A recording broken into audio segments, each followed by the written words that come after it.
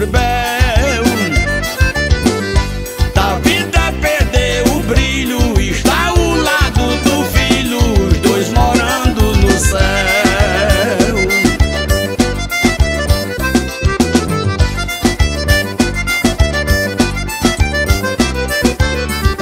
A sua irmã Anabel e Ana Paula também, os cunhados e cunhadas, tudo são gente de bem.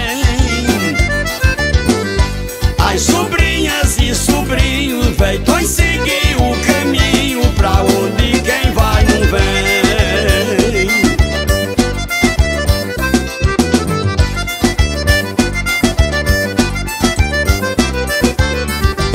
O feitões deixou saudade pra muitos alagoanos, parentes, tios e tias, amigos bons e humanos. Deixou seu grande legado, seu corpo foi sepultado no Vale dos Desenganos.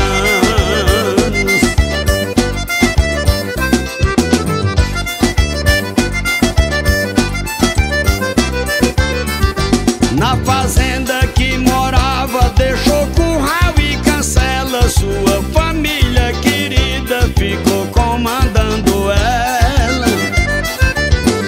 E ao romper da alvorada, canta toda a passarada em homenagem ao dono dela.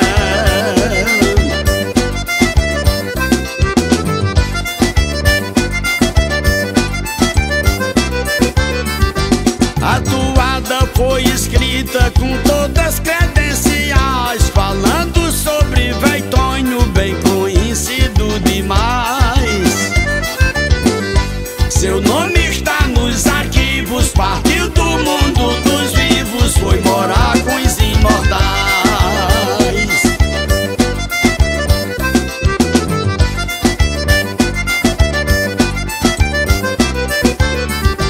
Aqui termina a toada com uma palavra sincera. Petrônio no teto, Gregório solicita pra galera,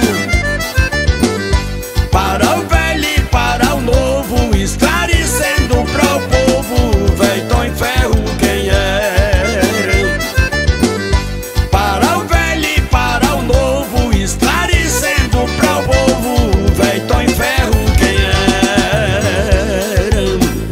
Essa música é uma solicitação do seu amigo Petrônio do Teto Gregório para o saudoso seu Tonho Ferro de Palmeira dos Índios, que deixou eterna saudade pra toda a família.